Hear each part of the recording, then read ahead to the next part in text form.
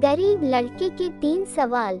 एक लड़का इतना गरीब था कि वह हर रोज खाने के लिए भटकता था और कहीं ना कहीं से खाना इकट्ठा करता था, पर हर रोज उसका खाना गायब हो जाता था।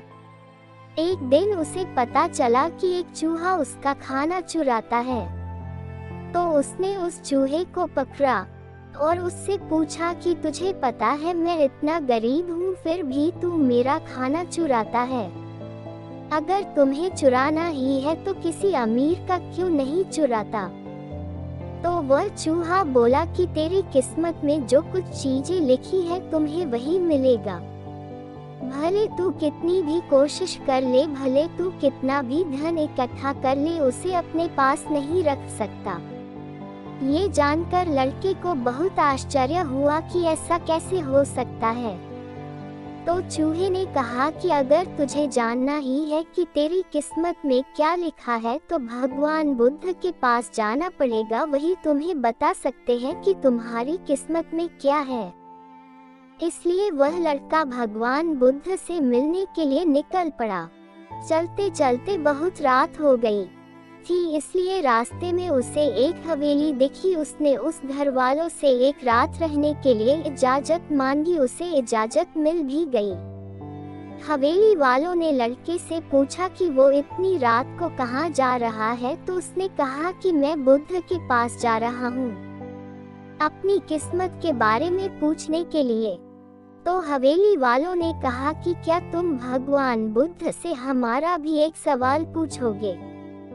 हमारी एक 21 साल की लड़की है जो बोल नहीं सकती है, तो हम क्या करें जिससे इसकी आवाज वापस आ जाए?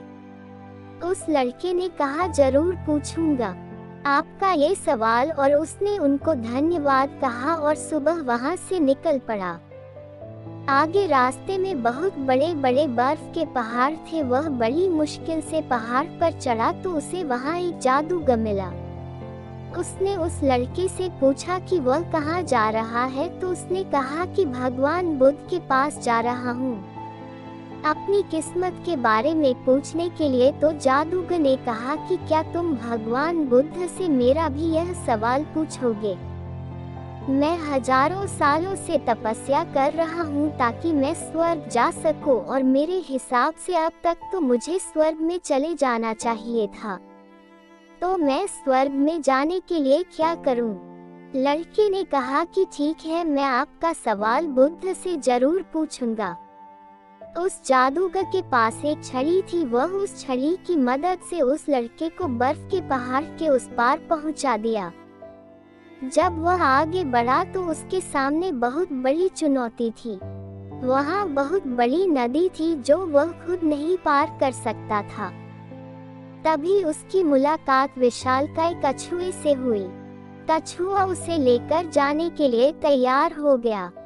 फिर कछुए ने भी उससे वही सवाल पूछा, तुम कहाँ जा रहे हो?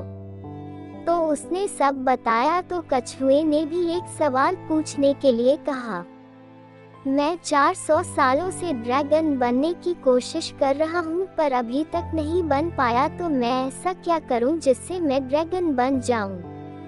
लड़के ने कहा मैं आपका सवाल जरूर पूछूंगा।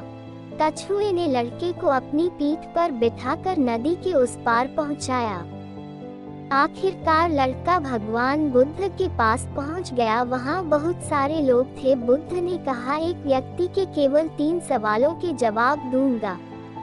लड़का परेशान हो गया क्योंकि उसे तो 4 सवाल पूछने थे।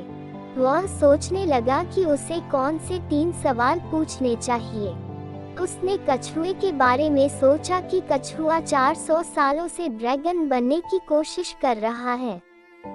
जादूगर कई सालों से स्वर्ग जाने के लिए तपस्या कर रहा है, और वह लड़की बिना बोले कैसे पूरी जिंदगी निकाल सकती है। फिर खुद के बारे में सोचा कि मैं तो सिर्फ गरीब हूँ, मैं तो मानकर भी अपनी जिंदगी गुजार सकता हूँ, पर कछुआ, जादूगर और लड़की की परेशानियाँ तो मेरी परेशानियों से बहुत बड़ी है। तो लड़के ने उनके 3 सवाल भगवान बुद्ध से पूछे।